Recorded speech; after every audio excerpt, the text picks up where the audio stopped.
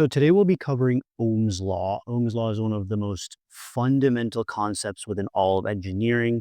We cover it in physics and electricity and magnetism as well.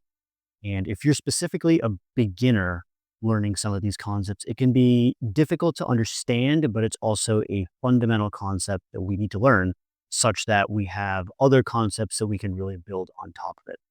If somebody is going into working as an electrical engineer, if you want to design circuits and circuit boards, this is something that we really need to know. And if we want to design circuit boards using special software and apps, this is a concept that is inbuilt into a lot of these different softwares and apps such that we can quickly and effectively design circuits on the fly. So this is a very fundamental concept, obviously, that needs to be studied. And understanding this will definitely pay significant dividends as to how we can really understand and build circuits and understand physics as well. So let's dive a little bit deeper into Ohm's law. So first, we must understand the definition of Ohm's law and what it actually is and what is the relationship it's really trying to describe.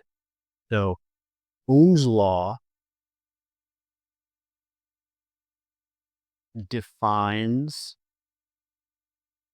the relationship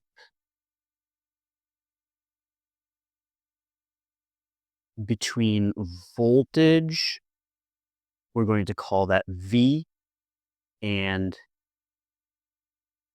current called I, and resistance. We're going to call this R within Ohm's law. Now, Ohm's law specifically defines the relationship of these three variables, and the significant formula that we're going to look at is V equals IR.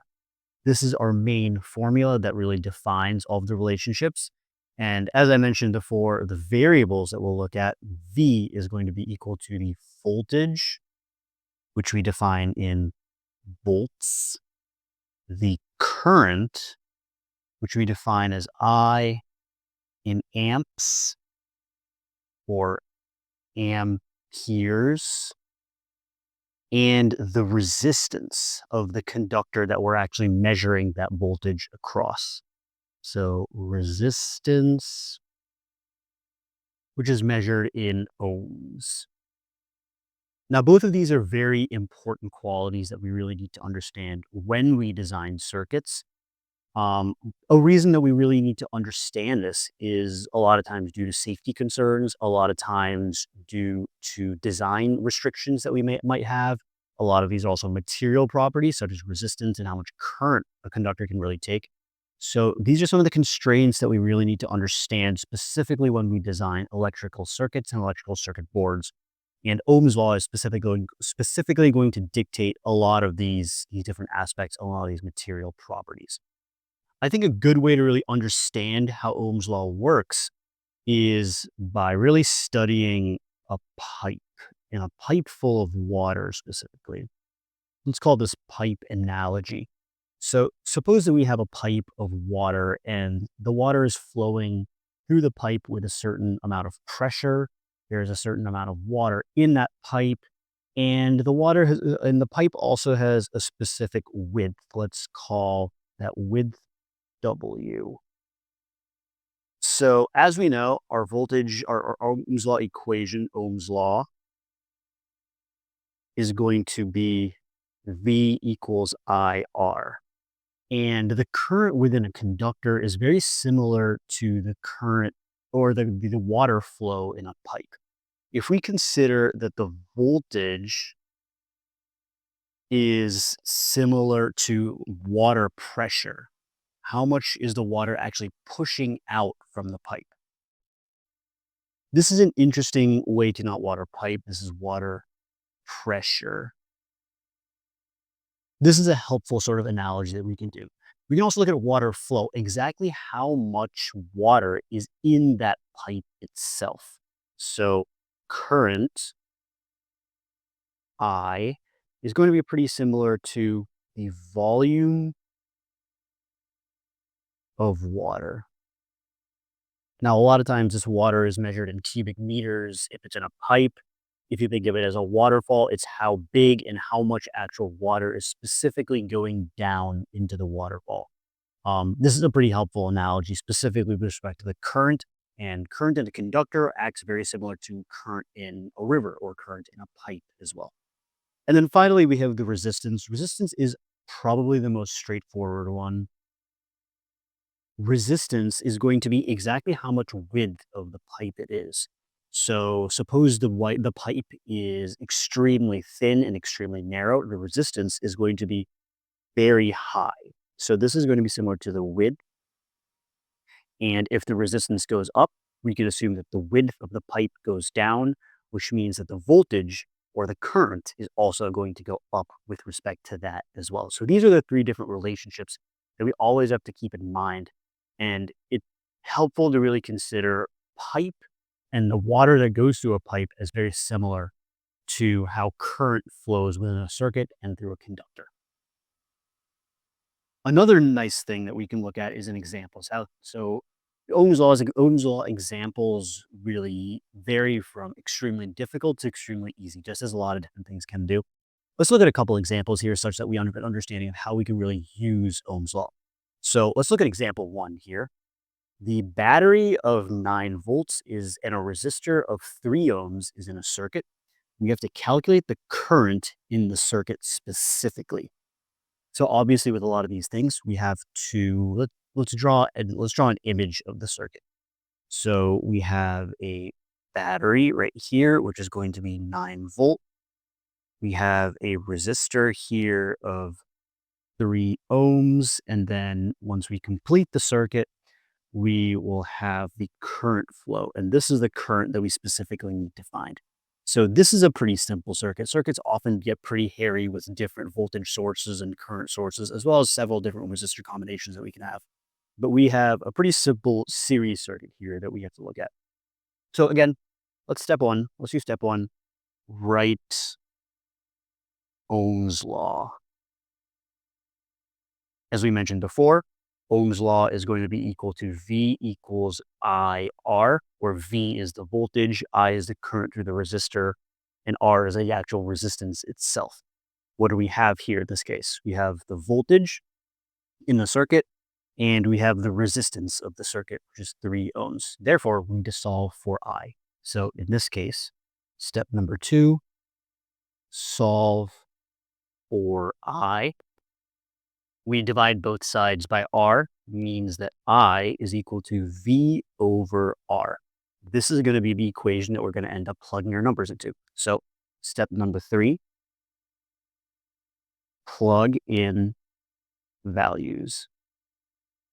So I is equal to the 9 volts that we have from before, then the 3 ohms that we have from before as a resistance in the circuit, meaning that our total current within the circuit in our final answer ends up being 3 amps.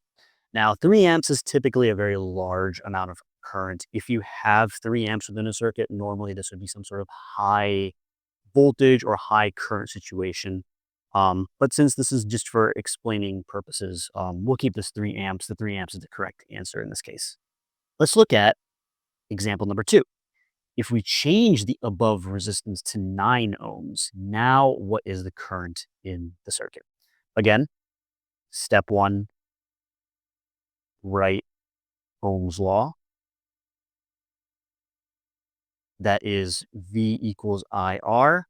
And just like example 1, solve for current. Divide both sides by R, meaning I is equal to V over R. Now, from our last example, this time we're increasing the resistance of the circuit by by exactly 3 times. So what exactly is going to happen to the current? Let's try to find that out. Step number 3, plug in values. We have I equals how much is the voltage? It is 9 volts, sorry about that. And then the resistance of the circuit is 9 ohms. we get a current of 1 amp in this case. So let's compare and contrast that to what we had from example 1. From example 1, the answer was 3 amps. So therefore, we can understand in this case that if we triple the value of the resistance, we actually we a third the value of the current. And this makes sense according to our pipe example, our water in the pipe example as well. If we decrease the amount of the width of the pipe itself, we're going to have less actual water flowing through the pipe, which is a third reduction of the current that goes through the conductor. So it's starting to make a little bit of sense how the current, voltage, and resistance of a circuit really has an analogous effect to how a pipe with water really acts. Finally, let's look at a third and final example. Find the missing resistance in the following circuit. So in this case, we have a little bit of a different problem. We know our voltage is 20 volts. That is our battery supply or voltage supply. And we have 4 amps as our current that's going through our circuit. What would be the resistance using Ohm's law such that the current in the resistor or current in the circuit would be 3 or 4 amps and the voltage would be 20 volts across that resistor? So again, these problems are going to go pretty similarly. Again, step 1, write Ohm's law. That's going to be V equals IR.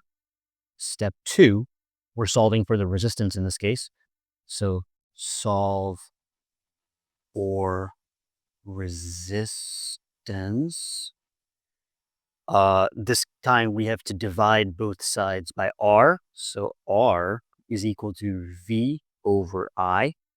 And therefore we have everything that we really need at this point. So now we can plug into our equation. R is equal to 20 volts over 4 amps, which is equal to 5 ohms, which is our final answer.